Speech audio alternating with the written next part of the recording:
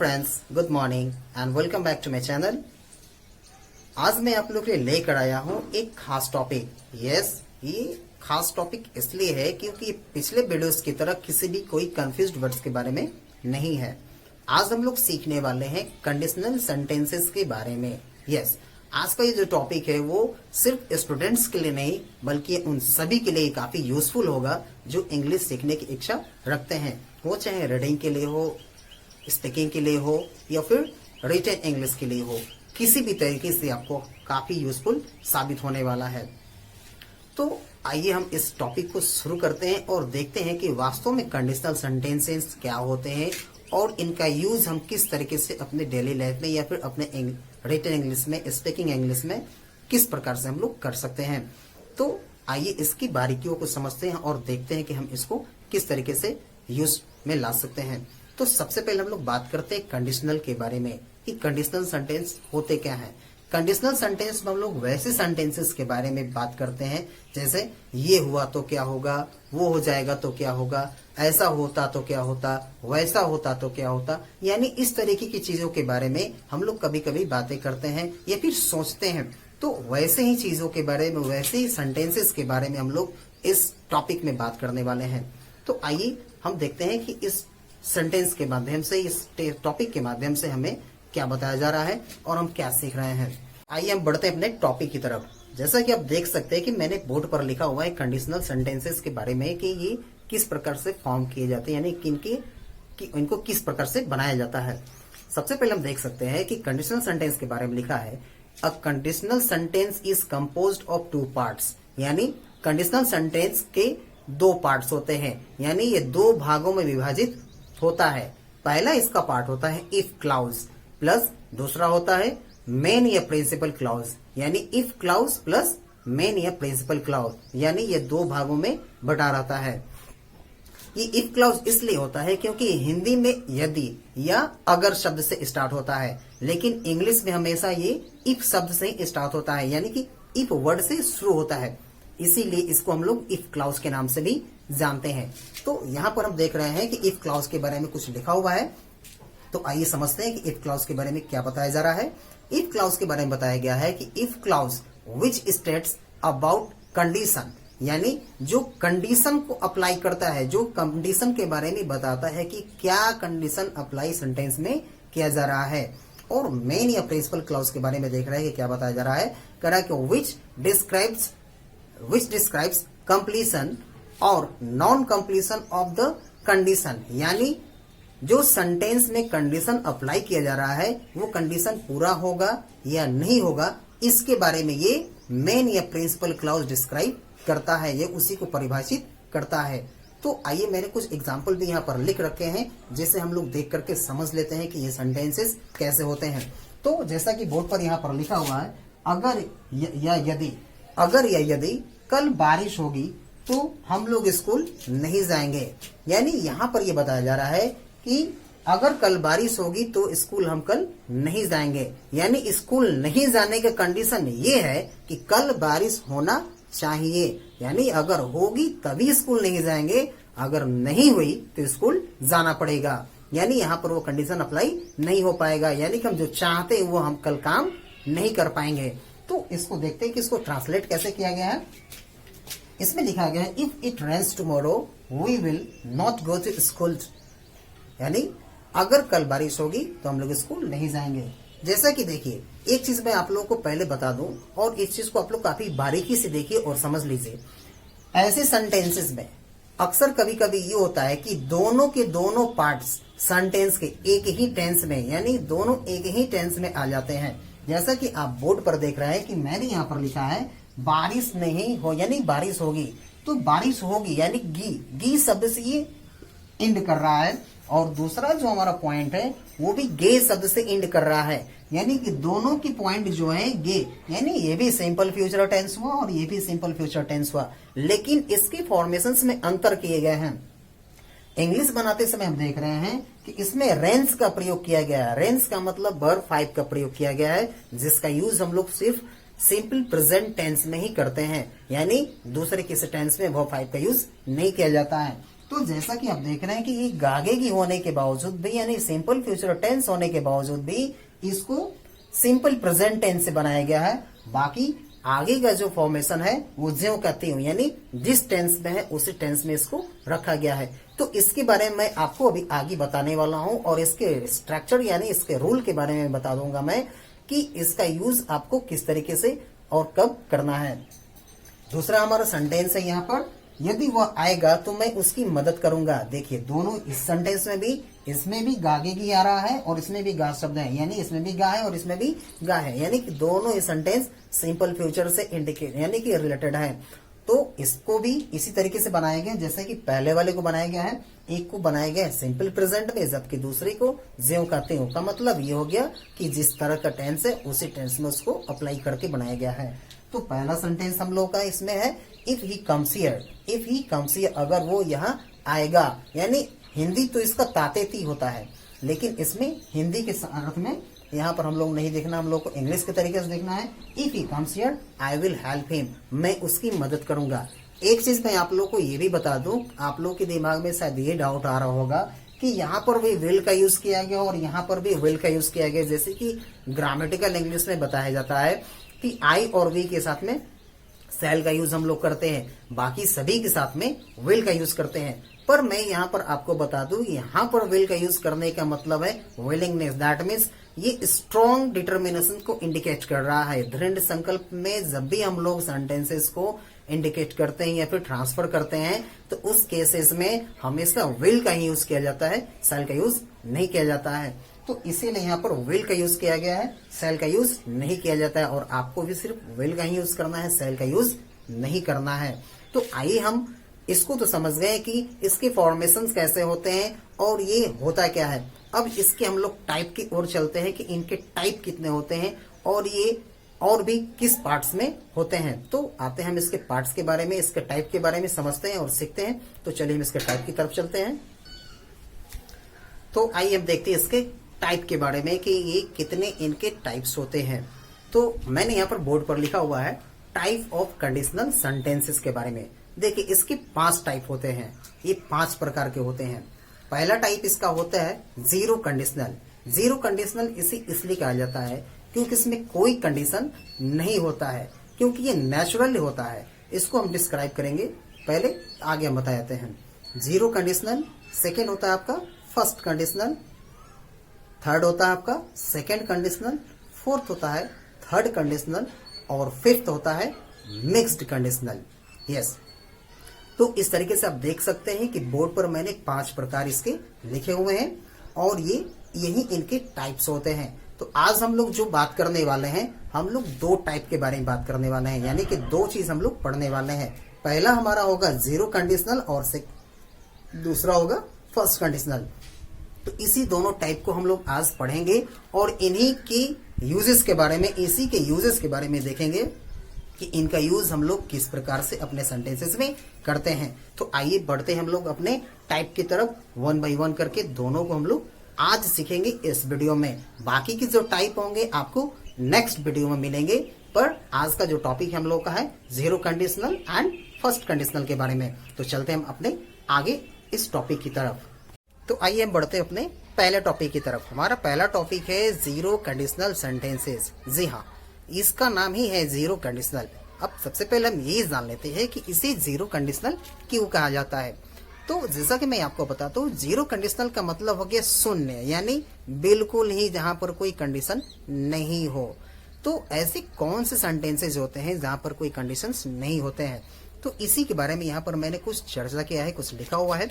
तो आइए सबसे पहले हम उसी को देखते हैं कि इसके बारे में क्या बताया जा रहा है, जिसके माध्यम से हम ये समझ लेंगे खुद ब खुद कि इसका नाम जीरो कंडीशनल क्यों है।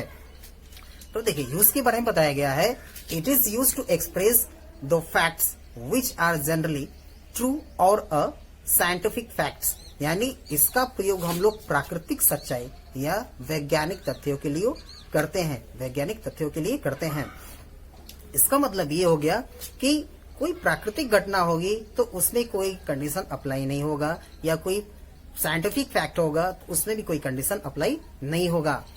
इस पॉइंट को बनाने के लिए हम लोग इस रूल को यूज करते हैं। देखिए यहाँ पर मैंने स्ट्रक्चर इसका लिख दिया है, जिसके माध्यम से आप समझ सकते हैं कि जब भी जहां पर जीरो कंडीशनल वाले सेंटेंसेस होंगे तो आपको किस स्ट्रक्चर का यूज करना है। तो पहला पॉइंट मैंने यहाँ पर लिखा हुआ है, आप देखिए यहाँ पर सबसे पहले लिखा हुआ है if plus simple present plus simple present, यानी इसमें सिर्फ आपको सिंपल प्रेजेंट टेंस का ही यूज करना है। इसको दो तरीके से बना सकते हैं, एक तो या तो आप सेकेंड पार्ट को पहले रख करके बनाइए या फिर पहले वाले को पहले ही रख करके बनाइए। यानी इफ को आप पहले भी रख सकते हैं या फिर बीच यानी सेकेंड पार्ट में भी आप इसको रख करके बना सकते हैं। यहाँ पर हम लोग कुछ एग्जाम्पल के माध्यम से इसको समझ लेंगे और देख लेंगे कि हमारे इस टॉपिक में क्या इसको बारे में समझाया गया है। देखिए सबसे पॉइंट इसमें पहले मैंने बताया है if you stand in the rain you get wet, यानी अगर आप बारिश में खड़े होंगे तो आप भीग जाएंगे। यानी यहाँ पर जो भीगने का बात है वो नेचुरल है कि जब भी हम बारिश में खड़े होंगे या फिर हम पर कोई अगर पानी डालता है तो भीगना तो नेचुरली है। यानी ये प्राकृतिक सच्चाई है, इसे हम कोई या साइंटिफिक फैक्ट भी इसे कह सकते हैं, इसमें कोई इसको बदल नहीं सकता है। दूसरा चीज यहाँ पर लिखा गया है if you heat ice it melts, यानी अगर आप बर्फ को गर्म करते हैं तो वो पिघलता है। यानी ये साइंटिफिक फैक्ट है, इसमें कोई बदलने वाली चांसेस नहीं है। हम इसको इसमें कोई कंडीशन अप्लाई ही नहीं कर सकते हैं क्योंकि वो नेचुरल है। जब भी हम फ्रिज से बर्फ को बाहर निकालते हैं और कुछ देर के बाद जब देखते हैं वो टेम्परेचर से हम अपने टेम्परेचर से मैच कर देता है, गर्म टेम्परेचर से मैच करने लगता है, तो धीरे धीरे ऑटोमेटिक क्या होता है पिघलना शुरू कर देता है। तो उसमें हमें उसको कुछ करने की जरूरत ही नहीं पड़ती, उसका वो नेचर ही है कि वो पिघलेगा ही। जब भी हीट टेम्परेचर में जाएगा, गर्म टेम्परेचर में जाएगा तो वो पिघलना उसका काम है, वो पिघलेगा ही पिघलेगा। तीसरे पॉइंट को हम लोग देखते हैं, इसमें इसको व्हेन से बनाया गया है। यानी कभी कभी सेंटेंसेस जब से भी स्टार्ट होते हैं तो ऐसे सेंटेंसेस को बनाने के लिए हम लोग इन्हीं तरह की चीजों का यूज करते हैं। यहाँ पर देखिए लिखा गया है when the moon comes out the stars begin to shine, यानी कि जब चंद्रमा निकलता है तो तारे चमकने लगते हैं। यानी तारों का चमकना ये एक नेचुरल चीज है, इसमें हम बदलने वाले या फिर इसमें हम कोई चेंजिंग करने की जरूरत नहीं पड़ती है। तो ऐसे और भी बहुत सारे सेंटेंसेस होते हैं जिसे हम लोग जीरो कंडीशन से ही बनाते हैं। और आपको सीधा सीधा सिर्फ यही समझना है कि वैसे सेंटेंस जो साइंटिफिक फैक्ट हो या किसी ट्रू यानी सच्ची घटना पर यानी कि सच्ची घटना के बारे में बताते हो, प्राकृतिक सच्चाई के बारे में बताते हो, वैसे चीजों को बनाने के लिए हमें किसी दूसरे कंडीशन की नहीं बल्कि सिर्फ जीरो कंडीशन ही लगाना है। तो मैं उम्मीद करता हूं कि आप लोगों ने इस जीरो कंडीशन को अच्छे तरीके से समझ लिया होगा। अब हम चलते हैं अपने नेक्स्ट, हमारा पहला पॉइंट नेक्स्ट पॉइंट है फर्स्ट कंडीशनल। तो चलते हैं अपने फर्स्ट कंडीशनल की तरफ। आइए हम आगे बढ़ते हैं अपने नेक्स्ट पॉइंट पर। तो आइए हम बढ़ते हैं अपने नेक्स्ट पॉइंट की तरफ। हमारा नेक्स्ट पॉइंट है फर्स्ट कंडीशनल। तो इसके बारे में देखते हैं कि क्या बताया गया है। इसमें बताया जा रहा है it refers two things that will possibly happen in the future if a condition is applied. यानी इसमें बताया जा रहा है कि किसी चीज के होने की संभावना सबसे ज्यादा है अगर कोई कंडीशन अप्लाई किया जाएगा तब, यानी कोई शर्त रखी जाएगी तब। इसमें स्ट्रक्चर इसके लिए मैंने यूज किया है, वो आपको मैंने बोर्ड पर डिस्प्ले किया, वो आप देख सकते हैं। इसमें लिखा गया है if plus subject plus verb 1 या वर्ब 5 प्लस ऑब्जेक्ट या कम्प्लीमेंट। ओ में ऑब्जेक्ट है और सी का मतलब कम्प्लीमेंट है, ऑब्जेक्ट कम्प्लीमेंट आपका हो सकता है। उसके बाद आगे उसमें लिखा गया है सब्जेक्ट प्लस शैल या will plus verb 1 plus object या कम्प्लीमेंट। यानी इसी तरह के स्ट्रक्चर पर आपको यूज करना है। अगर आप इसको शॉर्ट में देखना चाहेंगे तो आपको समझ में आ जाएगा कि ये सिंपल प्रेजेंट है जबकि ये सिंपल फ्यूचर टेंस का स्ट्रक्चर है। अब मैंने बोर्ड पर कुछ एग्जाम्पल इसके लिए डिस्प्ले किए हैं, जिसे आइए हम समझते हैं और देखते हैं किस के बारे में क्या बताया जा रहा है। एक चीज आपको बिल्कुल ये ध्यान रखना है कि ये उसके लिए यूज करना है, इस स्ट्रक्चर का उसके लिए यूज करना है जिस चीज की होने की संभावना अगर कोई कंडीशन अप्लाई किया जाएगा तो फ्यूचर में सबसे ज्यादा होगी। यानी कि अगर कोई कंडीशन हम रखते हैं या फिर कोई कंडीशन अप्लाई करते हैं तो उस किसी चीज के होने की संभावना फ्यूचर में ज्यादा होगी। जैसे कि पहला मैंने यहाँ पर एक एग्जांपल आसान तरीके से बताया है। यहाँ पर देखिए, अगर मुझे नौकरी मिलेगी तो मैं पार्टी दूंगा। यानी कि यहाँ पर पार्टी की जो संभावना है वो प्रबल है, बट कंडीशन यहाँ पर यह है कि मुझे नौकरी मिलनी चाहिए। अगर नौकरी मिली तभी पार्टी होगा, नहीं तो पार्टी नहीं होगा। यानी इसको हम लोगों ने बनाया है if I get a job I will have a party. यानी पार्टी देने की बात यहाँ पर तभी होगी जब नौकरी मिलेगी, नहीं नौकरी मिली तो पार्टी भी नहीं होगी। वैसे ही नेक्स्ट पॉइंट हम समझते हैं, यदि आप मेरी मदद करते हैं तो भगवान आपकी मदद करेंगे। यानी इस सेंटेंस में करते वर्ड का यूज किया गया, उससे कोई मतलब नहीं है, दोनों चीज वही है, ठीक है। तो यानी कि यहाँ पर दिया गया कंडीशन का मतलब हो गया, यानी कि भगवान आपकी मदद तभी करते हैं, यानी कि भगवान आपकी मदद तब करेंगे जब आप मेरी मदद करेंगे। इसको आप देखिए, मैंने बोर्ड पर लिखा हुआ है,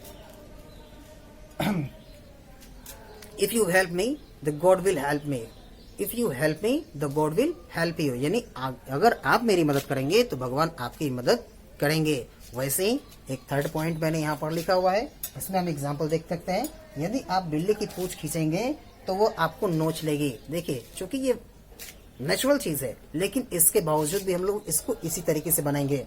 इसमें लिखा गया the cat will scratch you if you pull its tail, यानी बिल्ली का अगर आप पूंछ खींचेंगे तो वो आपको नोचेगी। डेफिनेटली है कि किसी को भी कोई तकलीफ होगा तो वो आपको कोई ना कोई नुकसान पहुंचाने की कोशिश जरूर करेगा, यानी कि अपने प्रोटेक्शन में कोई ना कोई अपना बचाव तो जरूर किसी न किसी तरीके से करेगा।